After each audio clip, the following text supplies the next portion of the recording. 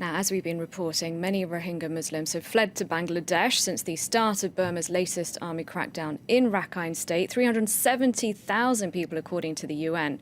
The persecuted minority is also present in India, and that's what today's Focus report is on. The predominantly Hindu country is home to about 40,000 Rohingya Muslims, but the Hindu nationalist government believes they are a potential security threat and is looking to deport them all. Mandakini Garlot reports.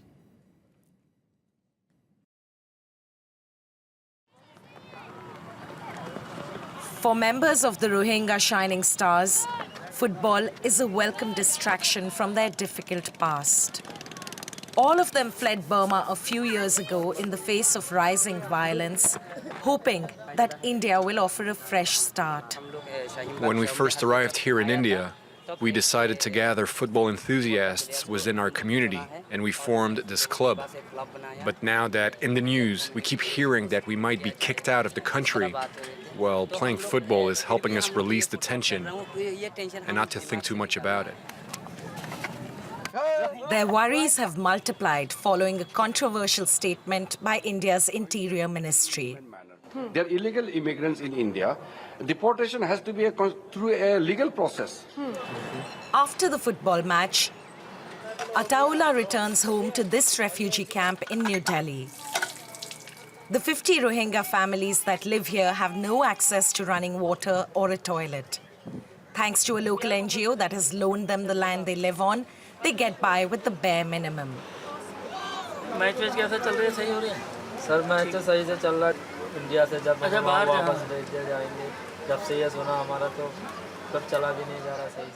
Ataullah, those who live here still have relatives in Burma.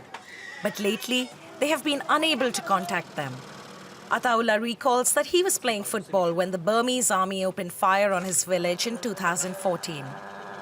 The Burmese military entered our village and immediately opened fire, shooting civilians. There was a lot of confusion. People ran away, trying to flee. Once the village was empty, the soldiers burnt down the marketplace and then the houses. In the end, they destroyed the entire village. When Indian Prime Minister Modi traveled to Burma and met Aung San Suu Kyi, we thought he would have tried to explain her our problems. But nothing happened, and she is still calling us terrorists.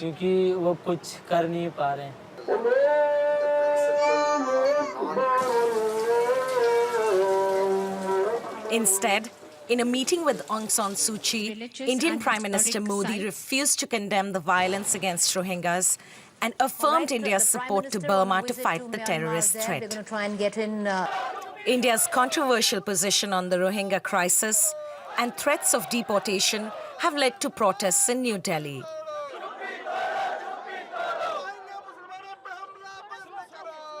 For Ataullah, a return to Burma is unthinkable. If they send us back over there, we will be killed. So we prefer they don't deport us, and they kill us right here, right now. Aung San Suu Kyi is a killer!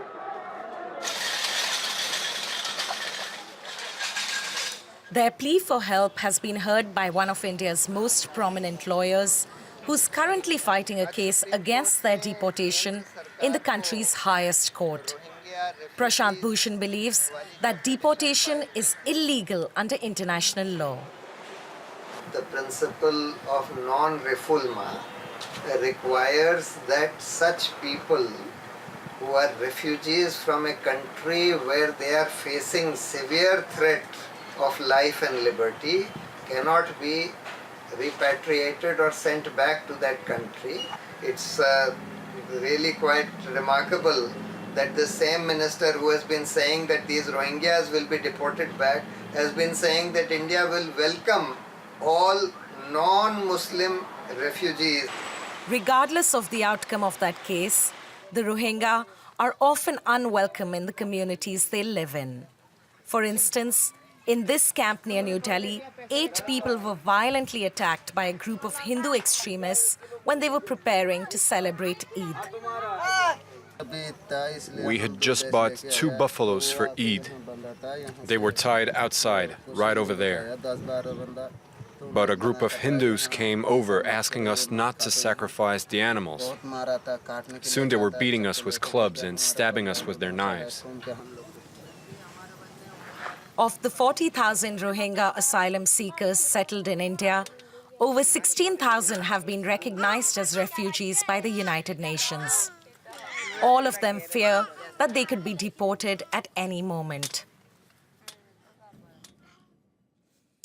For more on this, I'm now joined in the studio by Meera Kamdar. She's written books about India and is a member of the editorial board of the New York Times. Hello, thank you very much indeed. Thank you For coming in.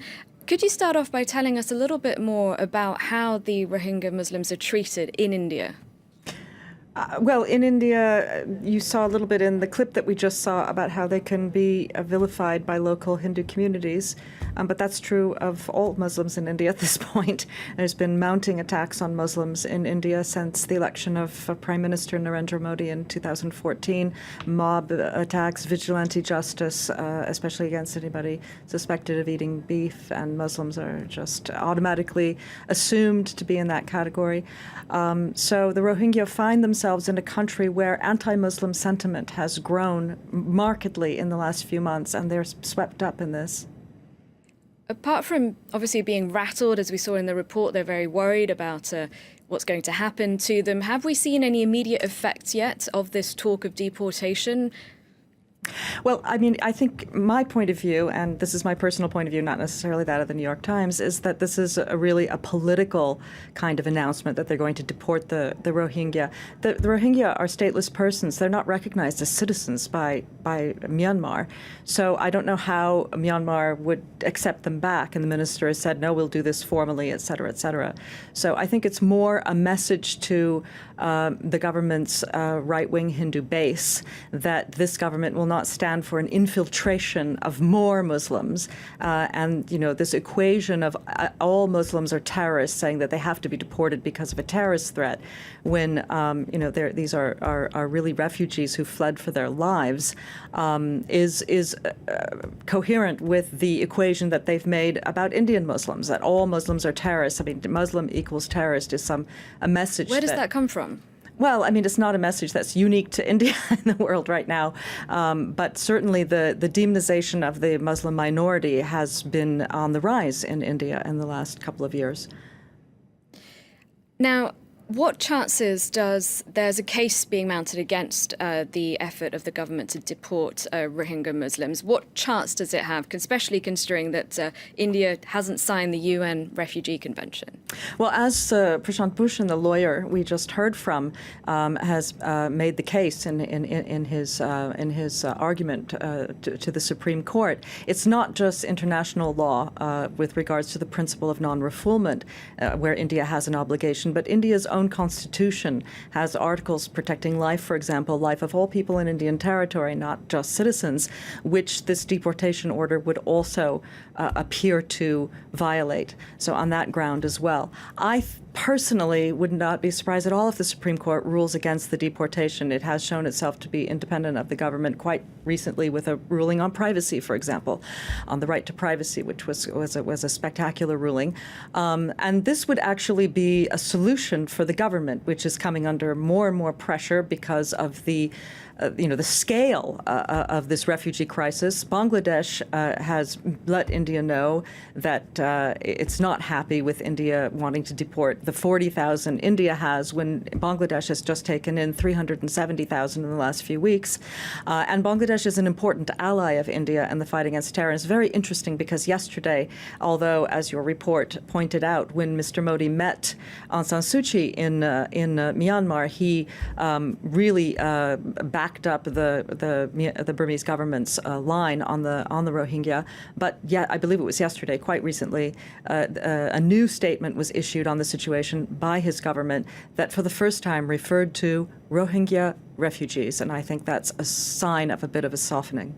Why do you think we're seeing a softening then? Because like you said last week, he said that he shared Aung San Suu Kyi's concern with extremist violence, and now this concern then for refugees. Because of pressure from Bangladesh. Bangladesh is a very important ally of India's, especially in the fight against Islamist terrorism. And he also recently went to Bangladesh just prior to his visit to Myanmar, not too long back. He was in Bangladesh. They are important, that's a very important relationship for India. So Bangladesh has put a bit of pressure on India on this question. So you were saying it's a political move. Do you think perhaps then that the government even anticipated that its efforts to deport Rohingyas would fail, and it's really just then about appealing to certain supporters? I think that's the primary thing. I don't think they anticipated that the timing of the deportation announcement would coincide with this brutal sweep by Myanmar's military in Rakhine State. That has kind of put a focus on the deportation order that I don't think they were anticipating. All right, we run out of time. Thank you very much indeed, Meera Kamdar, for coming in for today's Focus. Thank you for watching. We'll go to a break and I'll be back at the top of the hour. Stay tuned.